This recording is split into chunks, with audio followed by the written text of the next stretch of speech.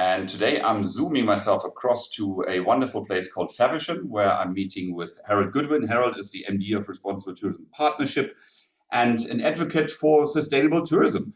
Hello, Harold. Good morning. It's nice to How are speak you? to you. What you can see in the background there is the offshore wind farm next to where I live. Is it as noisy as people say? No, well, it's quite a long way offshore. The wind is noisy. The wind farm, I don't know.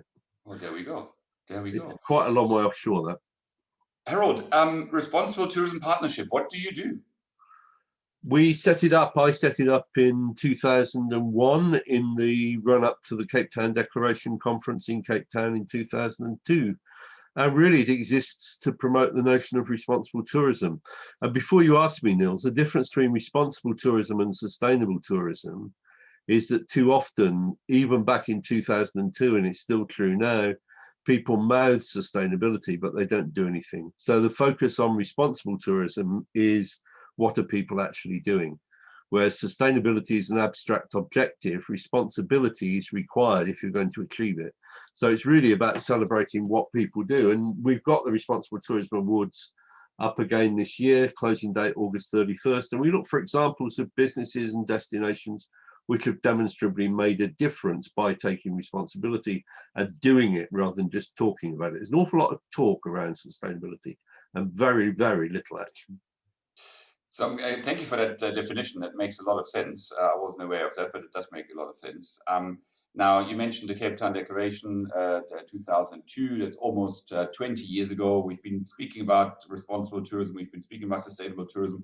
Where are we now, 20 years on? I mean, have we won? Are we looking at small Neil, you've wins? got to be pulling my leg.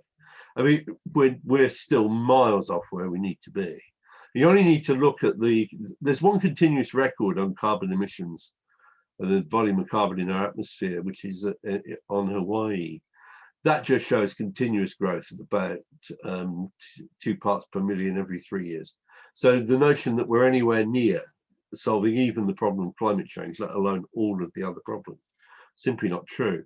Where I think we are is that we now have examples of businesses and destinations which have successfully demonstrated that they can deal with each of the issues. The problem we have is not enough people are taking responsibility to implement the solutions.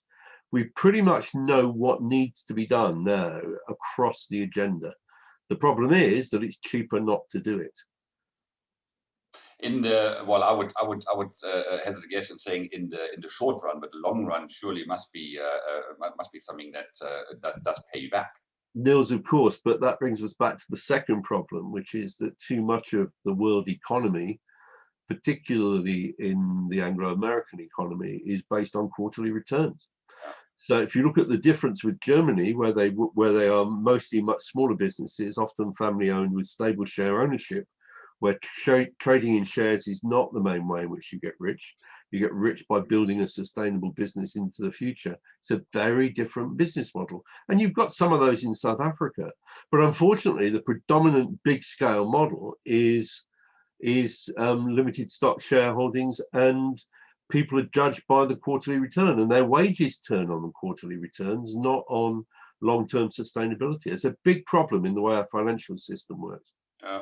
Now, it probably touches already on the next question that I'm going to ask you, because sustainable tourism products, by and large, are really sort of consumed by niche markets. I mean, we talk about the safari operators, the lone canoeist, and whatever, but the traveling masses are not really as much in tune with the subject or with the need for that, and are not as discerning as we would have hoped. What can or should we do to get more businesses fully on board? Nils, I just think I think you're wrong. I'm sorry to be so blunt, but I do think you're wrong. If you look at the Euromonitor research, if you look at the Co-op Bank research in the UK, if you look at most of the research that's now being done on consumer attitudes, people want to buy something which is sustainable. And the problem is whether they're given the choice.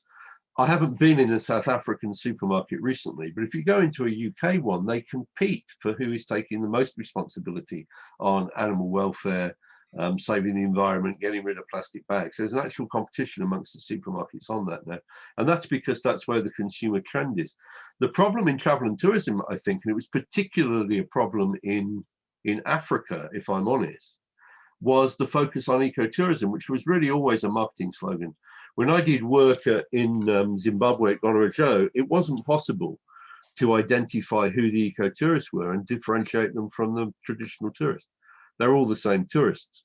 And the big companies, I would single out TUI in particular, but there are others, are making their product more sustainable year on year. And the consumers, because they're spreading that message to their consumers are increasingly aware.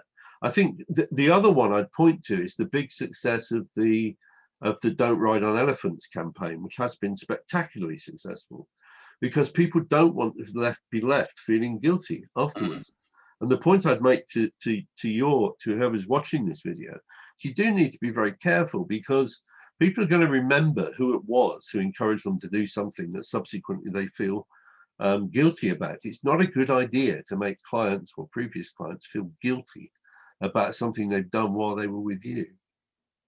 No, true. But again, coming back to the masses and where we can maybe do that and educate them better. And obviously the campaign that you mentioned is one thing that was driven through information, but also through social media and what have you. But isn't pricing still an aspect where, you know, the masses that sit in a plane and fly from Germany, UK, wherever they come from, and to tourism destinations, that they look at the price and say, you know what, if it is really not as good and as responsible as it should be, you know, will I turn a blind eye?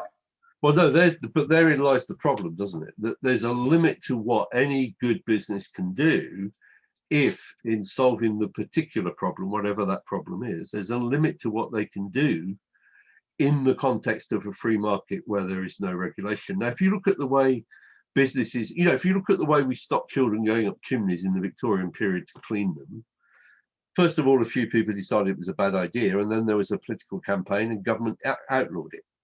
That's been the reality of change in business around the world, really, since the Industrial Revolution, that people begin to see a practice as unacceptable, the legislation changes, and the laggards, if you like, are then forced to keep up with those at the front. The truth is, we're not seeing enough activity by government, but I think that's going to come. We're going to have to see it over climate change, and we've seen it over COVID.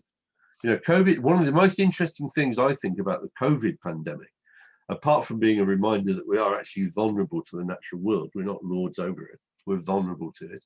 But the other thing we've seen is that there are problems which cannot be solved without significant government action. And I think people's attitudes to government action, for good and bad, we've seen rebellions against it as well, but a lot of people strongly support what governments have done in terms of regulating behavior in order to try to solve a common problem. So my question was the next one: which role governments should play, if any, has already been answered. Thank you for that. I mean, it also speaks to you know, the recent reneging of the exit of the Paris Agreement by the US administration, which I think was welcomed by most people that I know. Certainly, that said, you know, at least they're coming back to it and they're putting it back onto the agenda. So it is something which needs to be government led, probably. Nils, forgive me, because I can't remember whether you're based in Johannesburg or Cape Town. Right. Well, you see, I was there for the WTM during the drought in that Cape Town year, and what was extraordinary was that I could not find out which hotel to stay in, which had the lowest consumption of water per bed night. And I would get phone calls from people in the UK, first of all saying, should I even go to Cape Town in these circumstances, given the depth of that crisis? And to be honest, I said, I think you should. But then the question is, well, where should I stay? And where should I stay in that particular context was always going to be about which hotel is using least water per bed night. Now, the hotel I was put into by WTM had a big show downstairs about how awful the drought was, with pictures of the reservoirs and so on. Upstairs in the room, all they'd done was remove the bath plugs. No hand sanitizer, nothing else. They only removed the plugs. And that gap between, you think when I arrived, I thought, oh, this is great. They'll have done something to address the problem. They've done nothing. except remove the pathway. You'll find, obviously, traveling at the moment is a bit of a challenge because when you come back, you would have to spend a bit of time in Sure. either at home or whatever. But we have still got stickers all over the place where we ask people to conserve water. But there's a difference between doing that and changing the way you run the hotel. So the conference center, as you know, you would have been there.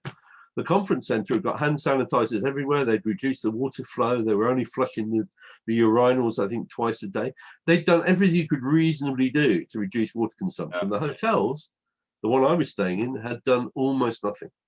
Now, I think in fairness, they've done an awful lot, but yet again, a couple of years later, reconstruction or new builds or whatever still have not got a grey water system, or not everybody has. Those are the things that come back, I think, to the responsible planning and responsible architecture, whatever that we speak about. Now, we are guided in hotels, we're guided by stars, we're guided by all sorts of things to tell us, or TripAdvisor, and tell us why we should stay somewhere from a comfort point of view, location point of view. There are classifications out there, and we don't have much time, but I want to quickly touch on classification and grading schemes in the field of sustainability and responsible tourism. What are your views on that, and are we closer to a global standard? I don't think there'll ever be a global standard because the issues vary from place to place. My sister lives in North Wales. They have a big problem with water. It's called flooding. I live in East Kent, 300 miles away. Our biggest problem is that our rainfall, at least until recently, was the same as Israel. So here in Kent, it makes a great deal of sense to put a lot of effort into reducing water consumption.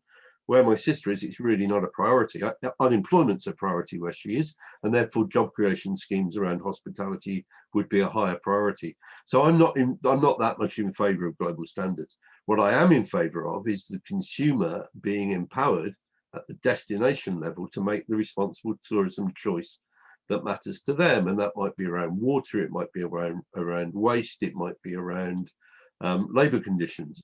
But what you need is what I'm calling certification plus. So the basic certification system, and then on top of that, audited by the certification company, a clear statement of that hotel's position in the local destination. And in my view, Cape Town should be publishing that. Right. The first destination to do it will be a real leader in responsible tourism. Yeah, I think we're still very slow with that, globally speaking. In closing, almost, I would love to say we've been through a pandemic. We're still in it, unfortunately, and it's probably going to be a while till we look at an end. But there is, a lot of concentration on domestic travel now because of travel restrictions. We had before the pandemic came, we had something which is called flight shaming. So how can you go on a long haul flight? So the whole discussion around sustainable tourism is, can there be a sustainable global tourism landscape? Is it even possible? And what can we do to bring it about? Because Cape Town, definitely many other destinations are reliant on overseas tourism, and we're trying to gear up for post-pandemic whenever that might be. Yet zero-emission flights are a long way to go. I read recently by a study by Airbus, but they're looking at 2035 or whatever that they have zero-emission flights. So in the meantime, we still want to fly. How can we have a responsible tourism after the pandemic? Well, there's a whole series of things which individual consumers can do. For example, fly direct, fly in cattle class, and so on. Those lists are fairly well available now, and some consumers will do that. I think the reality is that we're not going to ever be over COVID. COVID is here for good. We'll just have to learn to live with it in the same way that we learned to live with flu after the global pandemic in 1918, 1920. We will learn to live with it. We will get better vaccinations. We've already got better treatments. But whenever there's another outbreak, they will have to redesign the inoculation, and that's what happens with flu for those countries which are particularly prone to it. But we still have significant thousands of deaths a year in the UK from flu. Very few this year because flu's been outcompeted by COVID. In terms of the big issues, I think, are about how we move around. And I think it's very strange that people are still building hotels without grey water systems in. They're still buying airplanes which will probably not be able to fly once the world wakes up to the serious consequences of climate change. And what's a real shame is that we've left the adaptation so late. I mean, if Airbus had been able to get into what it's doing now 20 years ago, we wouldn't have the scale of problem. But there's been a procrastination. Year after year, we've put it off. I mean, the Stern report, 2006 in the UK, came up with a figure for what it would cost for us to adapt in such a way that, when this is the UK, adapt in such a way that we would reduce our climate emitting dangerous gases very quickly. We've left it. Now it's going to be more expensive. And the later you leave the solution, the more expensive. It's incredible to me that people are still building hotels now, which presumably they hope will still be operating in 2060, without taking any account of what's going to happen with global warming and without taking out the causes of it. To build a hotel now without a grey water system, it just seems to me to be strangely negligent. But unfortunately, that requires government regulation to change it. Just today, we've been told in the UK that there'll be no more gas boilers put into new houses from 2025. That, if I can do my maths right, is about 4 years. They're still down the road building houses now, lots of them with gas boilers. 4 years' time, it's all going to change. 10 years after that, all those gas boilers are going to have to be taken out and replaced with something else. So we better start now. I think that's the message of the day. It's never too late, but we start now and let's look ahead in the future. I do a lot more than we have in the past, Nils. Yeah, a lot more. I wish we could chat a lot longer. We've already over time, but I got a funny feeling we may chat again. I thank you for this one. Nils, I'm always happy to talk to you. I enjoyed that interview. Good question. All the very best to Faversham. Thank you. Thanks, Harold. Take care. Bye-bye.